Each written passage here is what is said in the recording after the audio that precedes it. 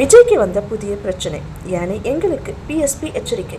தமிழக நடிகர் விஜய் உருவாக்கியுள்ள புதிய கட்சியின் கொடியில் யானையின் படத்தை பயன்படுத்தியிருப்பது மீது பகுஜ்வா சமாஜ் கட்சி கடும் எதிர்ப்பு தெரிவித்துள்ளது. பிஎஸ்பி கட்சியின் தேசிய சின்னமான உள்ள யானையின் படத்தை எந்தவிதமான அனுமதி இல்லாமல் விஜயின் கட்சி கொடியில் பயன்படுத்தியிருப்பது தேர்தல் விதிகளுக்கும் முரணாகும் என்றும் இது சட்டவிரோதமானது என்றும் பிஎஸ்பி கட்சி வலியுறுத்தியுள்ளது.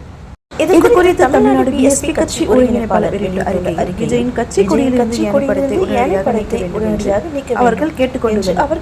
இதற்காக விஜய் குழுவினருக்கு எச்சரிக்கை விடுத்துள்ள பிஎஸ்பி, குறிப்பாக தேர்தல் விதிகளை மீறுவதை எதிர்கொள்ள முடியாது என்றும் இது பாரத் தேர்தல் ஆணையத்தின் கீழ் கடுமையான நடவடிக்கை எடுக்கப்படும் ஒரு விஷயமாகும் என்று குறிப்பிட்டுள்ளார்.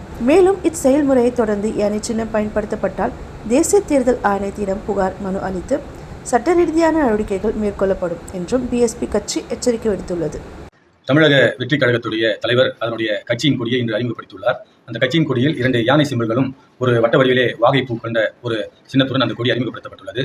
அதாவது 1968ஆம் ஆண்டு சிம்பிள்ஸ் அலாட்மெண்ட் ஆக்ட் அதன் பிரகாரம் எலெக்ஷன் கமிஷனில் 2003 அன்று ஒரு அமெண்ட்மெண்ட் எடுத்து வரப்பட்டு 2004 அதில் நோட்டிஃபிகேஷன் கொடுத்து, அதாவது யானை சின்னத்தை அசாம், சிக்கிம் தவிர வேறு எந்த மாநிலத்திலும் எந்த அரசியல் கட்சிகளும், அங்கீகரிக்கப்பட்ட அரசியல் கட்சிகள், அங்கீகரிக்கப்படாத அரசியல் கட்சிகள், மாநில கட்சிகள் மற்றும் தேசிய கட்சிகள் யாரும் யானை சின்னத்தை எந்த வடிவத்திலும் பயன்படுத்தக்கூடாது என்று தேர்தல் கமிஷனுடைய உத்தரவு உள்ளது. இந்த கட்சியினுடைய கொடியை வடிவமைக்கும் போது இது சம்பந்தமாக அவர்கள் இந்த சட்டம் அவர்களுக்கு கவனத்திற்கு வந்திருக்காது என்பது தெரிய வருவதனால் எங்களுடைய கட்சி தலைமை, மத்திய தலைமை அந்த கட்சியுடைய தலைமையுடன் நேரடியாக தொடர்பு சொல்ல வைக்க சொன்னார்கள். அதன் அடிப்படையில் நேரடியாக அவருடைய மேனேஜர் வெங்கட் என்பவரை தொடர்பு கொண்டோம். இது சம்பந்தமாக அந்த சட்ட விளக்கங்களையும் அதற்கான ஆவணங்களையும் அந்த சட்டத்துடைய நகல்களையும் அனுப்பியுள்ளோம். அவர்கள் இது சம்பந்தமாக பரிசீலித்து முடிவெடுப்பதாக சொல்லியிருக்கிறார்கள். அது நல்ல முடிவாக இருக்கும். கட்சிகளுக்குள்ளே ஒரு முரண்பட்ட ஒரு கருத்து வந்துவிடக்கூடாது என்பதற்காக எங்களுடைய மத்திய தலைமை அவர்களுக்கு நேரடியாக இந்த தகவலை தெரிவித்து அந்த சட்ட நகல்களை வழங்குமாறு எங்களுக்கு கூறினார்கள். அதன் பிரகாரம் வழங்கியிருக்கின்றோம். அதன் அடிப்படையிலே அவர்கள் ஒரு நல்ல முடிவை எடுப்பார்கள் என்று நாங்கள் நம்புகின்றோம்.